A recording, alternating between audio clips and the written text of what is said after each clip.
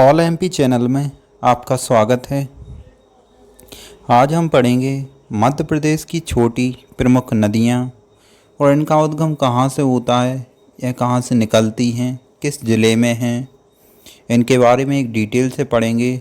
इस वीडियो में लगभग हम मध्य प्रदेश की लगभग सभी छोटी नदियों को कवर करेंगे।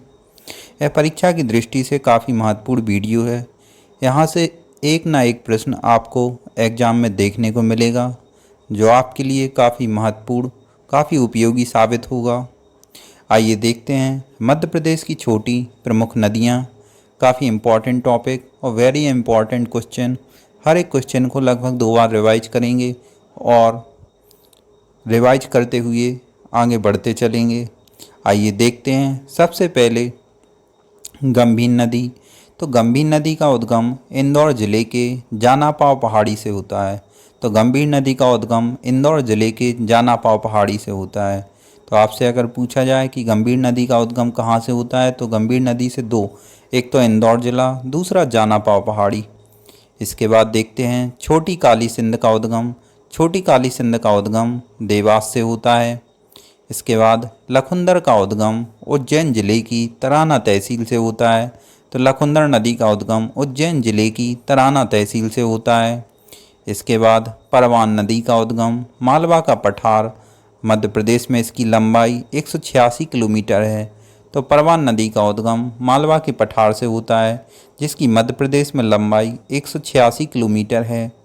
इसके बाद आती है नेवज। नेवज नदी का उद्गम सीहोर जिले की आष्टा तहसील से होता है। तो नेवज नदी का उद्गम कहाँ से होता है? नेवज नदी का उद्गम सीहोर जिले की आष्टा तहसील से होता है। इसके बाद देखते हैं पार्वती नदी। पार्वती नदी का उद्गम सीहोर जिले की आष्टा के सिद्दीकीगंज के पास विंध्याचल पहाड़ से होता है। कुछ नदियां तो ऐसी होंगी जो आप शायद पहली बार ही सुन रहे होंगे। यह काफ़ी इम्पॉर्टेंट वीडियो है और हर एक नदियां चाहे छोटी हो या बड़ी नदी हो, एग्ज़ाम की दृष्टि से काफ़ी इम्पॉर्टेंट है। देखते हैं एक बार फिर से। पार्वती नदी का उद्गम सीहोर जिले के आष्टा के सिद्दीकीगंज के पास विंध्याचल पहाड़ से होता है। इसके बाद अहेली नदी श्योपुर जिले के पास प्रभावित होती है। तो अहेली नदी कहाँ से प्रभावित होती है? अहेली नदी श्योपुर जिले के पास प्रभावित होती है। सिप चंबल क्षेत्र में प्रभावित होती है। तो सिप नदी कहाँ प्रभावित होती है? सिप चंबल क्षेत्र में प्रभावित होती है। बेसली नदी का उद्गम ग्वालियर जिले के काली पहाड़ से हुआ है। तो बेसली नदी का उद्गम कहाँ से हुआ है? ग्वालियर जिले के काली पहाड़ से हुआ है। इसे बैसुल नाम से भी जाना जाता है। बेसली को किस नाम से जाना जाता है? बेसली को बैसुल नाम से भी जाना जाता है। सिंध नदी का उद्गम विदिशा जिले के लटेरी कस्बे से हुआ है। तो सिंध नदी का उद्गम कहाँ से हुआ है? सिंध नदी का उद्गम विदिशा जिले के लटेरी कस्बे से हुआ है। सिंध नदी का उद्गम विदिशा जिले के लटेरी कस्बे से हुआ है। आसन नदी का उद्गम चंबल क्षेत्र के मुरैना जिले से हुआ है। तो आसन नदी का उद्गम चंबल क्षेत्र के मुरैना जिले से हुआ है। इसके बाद कैथन नदी का उद्गम विदिशा जिले के सिरौंज से हुआ है। कैथन नदी। इसके बाद केवटर नदी विदिशा जिले की नदी है। केवटर नदी कहाँ की नदी है? विदिशा जिले की नदी है।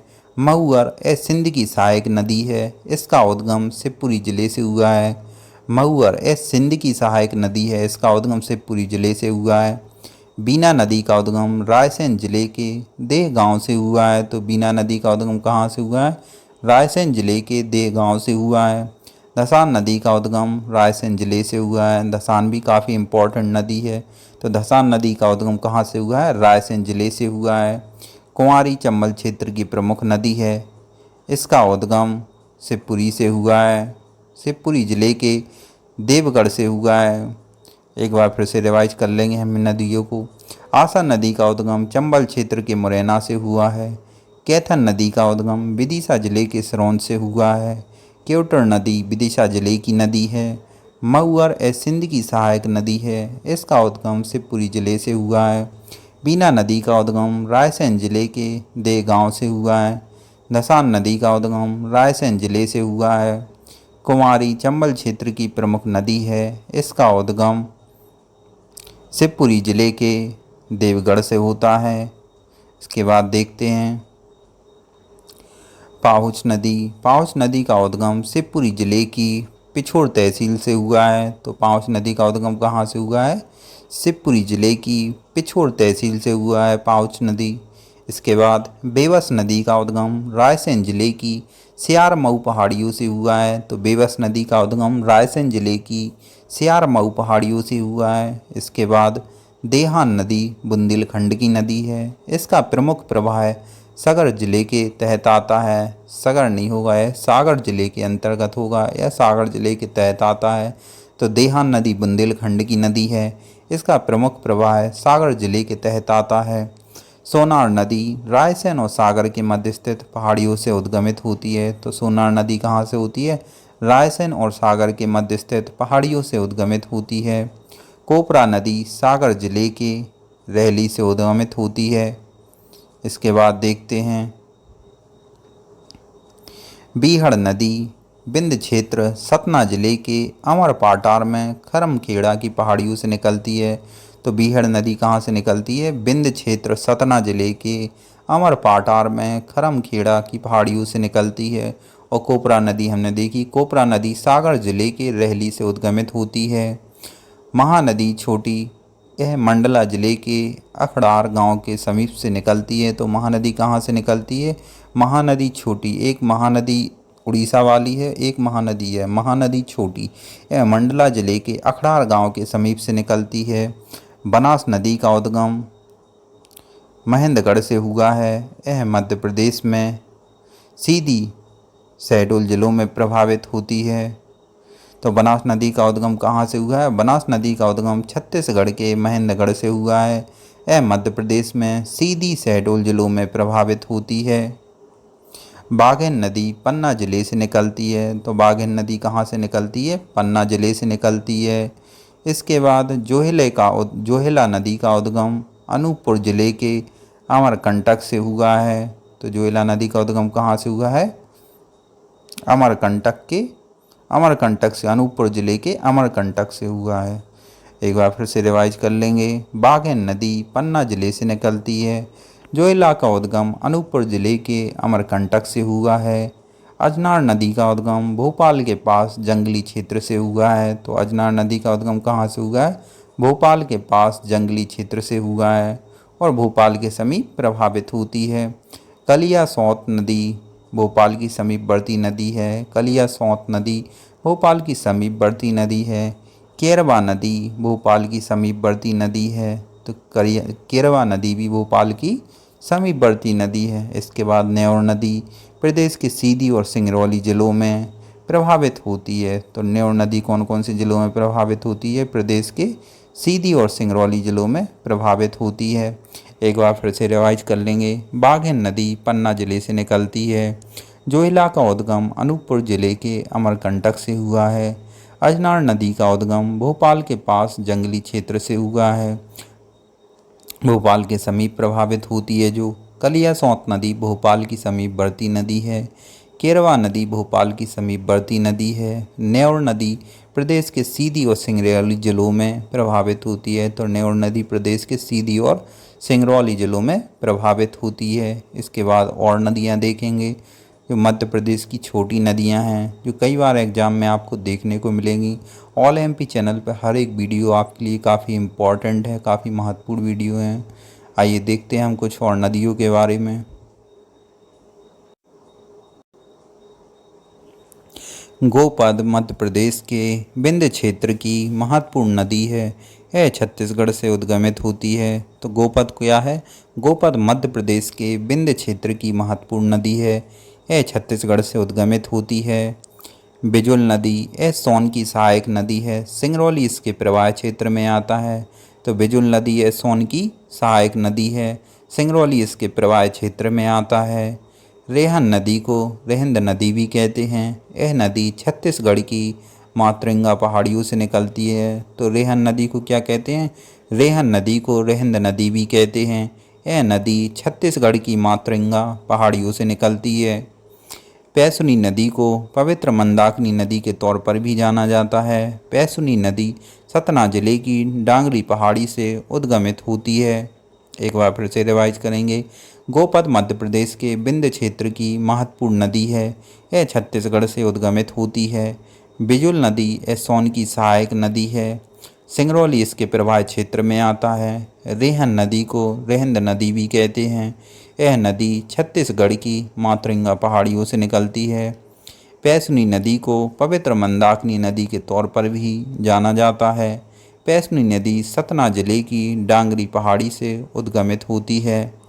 इसके बाद देखेंगे हलाली नदी। हलाली नदी को बाणगंगा, बसे और थाल नाम से भी जाना जाता है। तो हलाली नदी को बाणगंगा, बसे और थाल नाम से भी जाना जाता है। यह सीहोर जिले के परवलिया गांव से निकलती है। हलाली नदी कहाँ से निकलती है? सीहोर जिले के परवलिया गांव से निकलती है। हलाली नदी पर सांची के समीप सम्राट अशोक सागर बांध अथवा हलाली बांध बना है। तो हलाली नदी पर सांची के समीप सम्राट अशोक सागर बांध अथवा हलाली बांध बना है। सिवना नदी का उद्गम रतलाम जिले से होता है। तो सिवना नदी का उद्गम कहाँ से होता है? सिवना नदी का उद्गम रतलाम जिले से हुआ है। कारम नदी इंदौर जिले के सिंगार चोरली पहाड़ी से निकलती है। तो कारम नदी कहाँ से निकलती है? कारम नदी इंदौर जिले के सिंगार चोरली पहाड़ी से निकलती है। रीछन नदी रायसेन जिले में प्रभावित होती है। तो रीछन नदी कहाँ प्रभावित होती है? रीछन नदी रायसेन जिले में प्रभावित होती है। सांक नदी ग्वालियर शहर के समीपवर्ती डीन पहाड़ी से निकलती है। तो सांक नदी कहाँ से निकलती है? ग्वालियर शहर के समीपवर्ती डीन पहाड़ी से निकलती है। देखेंगे सांक नदी ग्वालियर शहर के समीपवर्ती डीन पहाड़ी से निकलती है। इसके बाद सेर नदी का उद्गम सिवनी जिले में सतपड़ा पर्वत से हुआ है। तो सेर नदी का उद्गम कहाँ से हुआ है? सिवनी जिले में सतपड़ा पर्वत श्रेणी से हुआ है। शक्कर नदी छिंदवाड़ा जिले के अमरवाड़ा के समीप से उद्गमित होती है, जो नर्मदा की सहायक नदी है। तो शक्कर नदी छिंदवाड़ा जिले के अमरवाड़ा के समीप से उद्गमित होती है और नर्मदा की सहायक नदी है। यह प्रश्न एमपी पुलिस में पूछा जा चुका है, काफ़ी इम्पोर्टेंट है। दूधी छिंदवाड़ा जिले के तामिया के पास से उद्गमित होती है। तो दूधी नदी कहाँ से उद्गमित होती है? दूधी छिंदवाड़ा जिले के तामिया के पास से उद्गमित होती है। इसके बाद गंजाल नदी हरदा जिले के सांपना बर्रा पहाड़ी से उद्गमित होती है। तो गंजाल नदी हरदा जिले के सांपरा बर्रा पहाड़ी से उद्गमित होती है। इसके बाद देखते हैं कावेरी नदी नर्मदा के बाएं तट पर मिलने वाली सहायक नदी है। इसका जलग्रहण क्षेत्र खंडवा जिले में आता है। तो कावेरी नदी क्या है? नर्मदा के बाएं तट पर मिलने वाली सहायक नदी है। इसका जलग्रहण क्षेत्र खंडवा जिले में आता है। हिरन नदी का उद्गम जबलपुर जिले के कुंडम से हुआ है। तो हिरन नदी का उद्गम जबलपुर जिले के कुंडम से हुआ है। बारना नदी का उद्गम रायसेन जिले से हुआ है। कोलार नदी का उद्गम सीहोर जिले के बिलकिसगंज के समीप पहाड़ियों से हुआ है। चोरल नदी का उद्गम इंदौर के समीप छोटा जाम से हुआ है। इसके उद्गम स्थल जाम दरवासा मंदिर का निर्माण किया गया है। तो इसके उद्गम स्थल पर क्या निर्माण किया गया है? जाम दरवासा मंदिर का निर्माण किया गया है। इसके बाद देखते हैं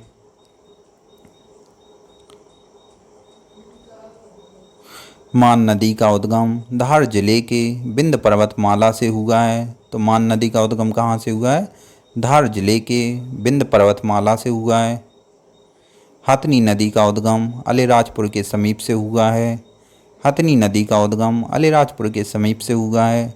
मोरंड नदी का उद्गम बैतूल जिले के चिचली पहाड़ियों से हुआ है। तो मोरंड नदी का उद्गम बैतूल जिले के चिचली पहाड़ियों से होता है।